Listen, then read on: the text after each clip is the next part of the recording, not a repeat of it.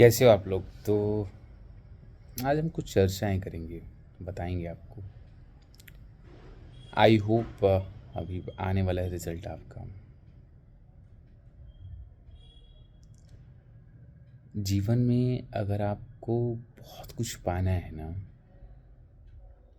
तो आपको शांत रहना पड़ेगा। एक लड़का है, वो उसका नाम है विकास। हाँ, विकास मेरे पास आया। मैंने उसको रखा, वो मेरे पास आया, वो कहने लगा कि मेरे पास पैसे नहीं हैं हमें तैयारी करने की और तमाम चीज़ें। मैंने कहा ठीक है, मेरे पास रहने आ गया वो। रहने के बाद धीरे धीरे वो क्या किया,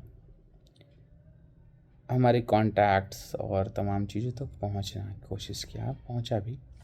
जाहिर सी बात है, अब जब किसी के विश्वास को जीतते हो, बहुत शातिर और एक्टिंग में महारत थी,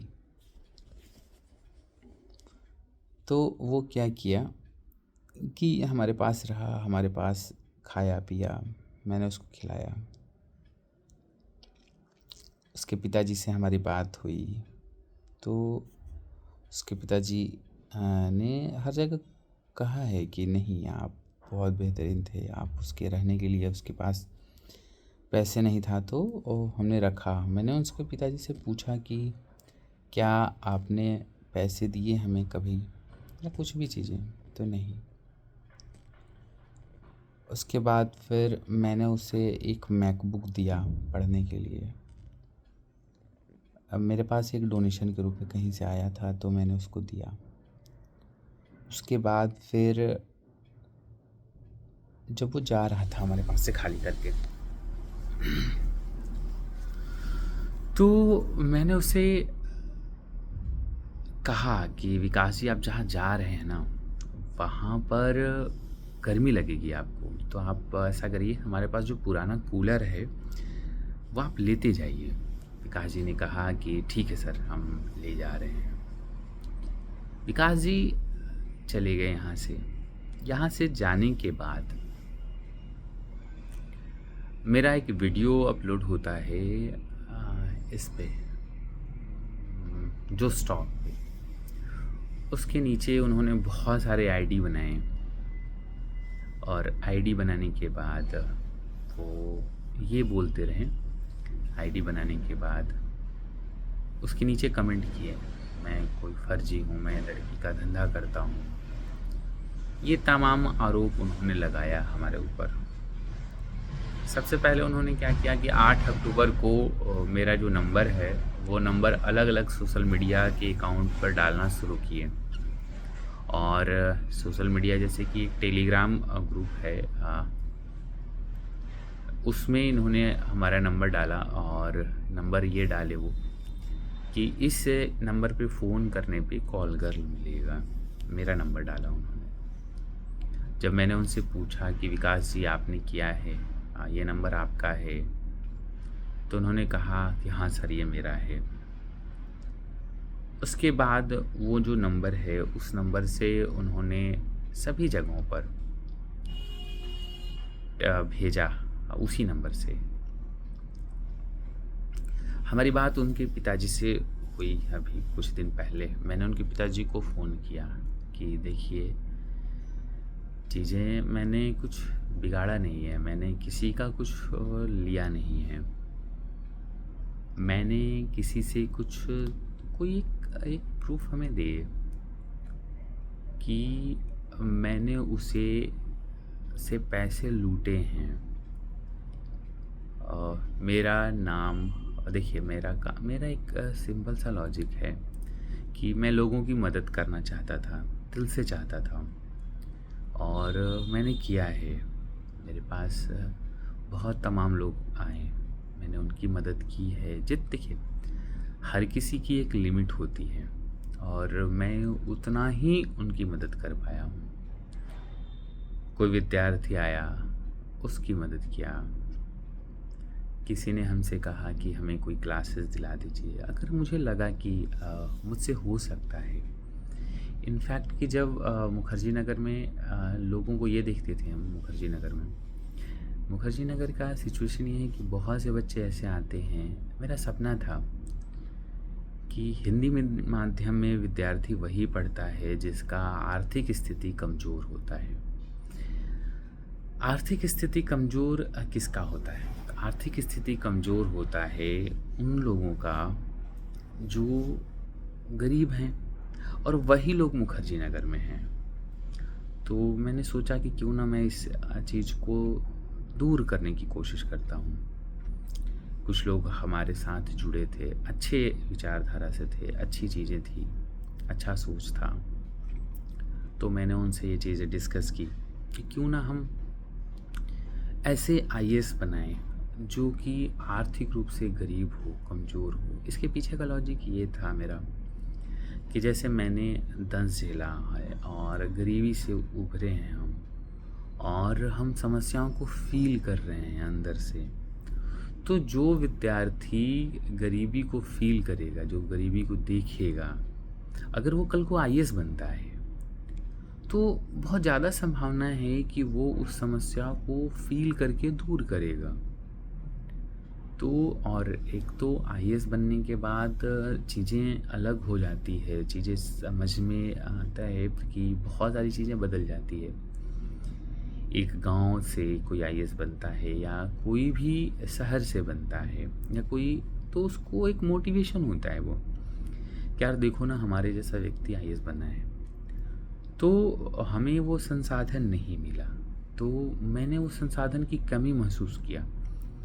तो हमें लगा कि क्यों ना हम ऐसे विद्यार्थियों की मदद करें जो मेरे जैसे हैं, जो विद्यार्थियों तक संसाधन नहीं पहुंच पाता है। मैंने पूरी कोशिश की कि मैं ये काम करूंगा, लोगों की हेल्प करूंगा, और मैंने बहुत सारे बच्चों को पढ़ाया भी है, उनको तैयार भी किया है,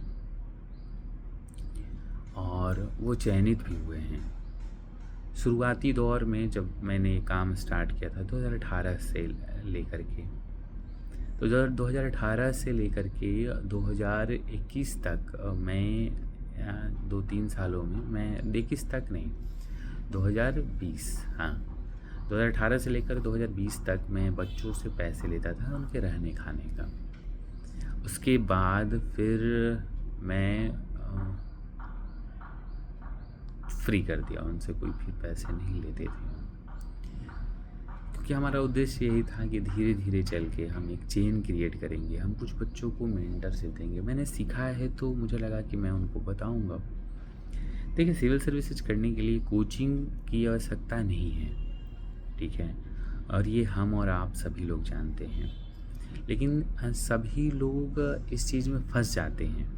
कोचिंग संस्थान में जा कर के मोटी रकम देना, बड़ी बड़ी कोचिंग संस्थानें हैं जो बहुत ज़्यादा मोटी मोटी रकमें लेती हैं।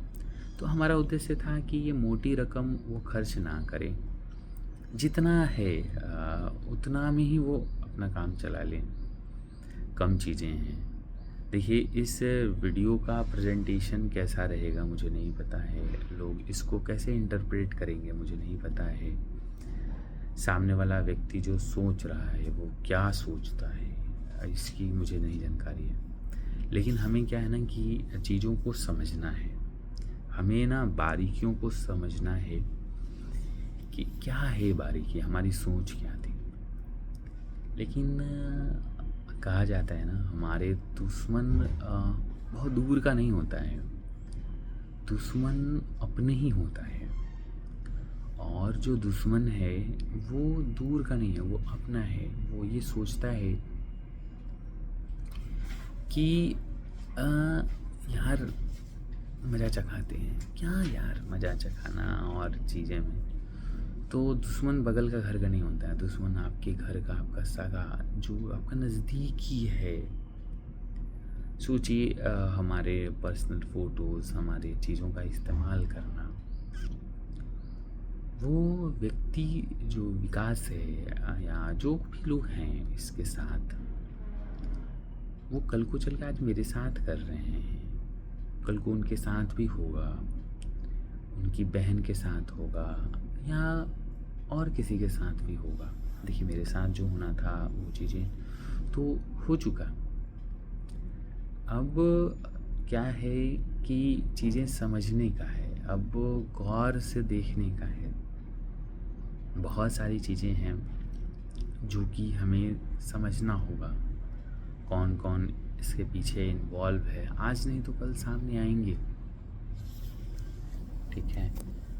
मैं सामने लाने की कोशिश नहीं कर रहा हूँ, लेकिन जो व्यक्ति हमारा नहीं है वो किसी का नहीं है। अभी-अभी एक पता चला कि एक यूट्यूबर से उसने वीडियो बनवाया। अब उसे भी स्टॉकिंग कर रहे हैं वो लोग, उसे भी टारगेट कर रहे हैं वो लोग, ठीक है? अब पता नहीं क्या टारगेट है, क्या कैसे क्या करना है, मुझे नहीं पता उसके बारे में बहुत सारी जानकारी। लेकिन हमारे एक जानकार हैं, वो उन्होंने हमें बताया, तो यार हो सकता है तुम्हें मज़ा आ रहा हो, यार हो सकता है तुम्हें अच्छा लग रहा हो, लेकिन सवाल ये है कि ये अच्छा लग रहा है तुम्हें, तुम तो वही काम कर रहे हो, ठीक है? हमें कोई दिक्कत नहीं है और क्या होगा, मैं गलत रहूं तो मैं जेल जाने को तैयार हूँ, मैं सही रहूँगा तो मेरा कोई बाल बांका नहीं कर सकता है, ठीक है? तो आपने देखा, आप लोगों ने समझा, महसूस किया कि ये बच्चा जो है बहुत नादान है, ये समझ नहीं पा रहा है खुद को, ये अपने आप को सुपरस्टार समझ रहा है। बहुत अच्छा है, तुम सुपरस्टार बन जाओ, ठीक है? लेकिन क्या ही है यार, चिल मस्त रहो, ठीक है? तो आपको कोई दिक्कत हो, कोई समस्या हो तो आप हमें बताएं। धन्यवाद।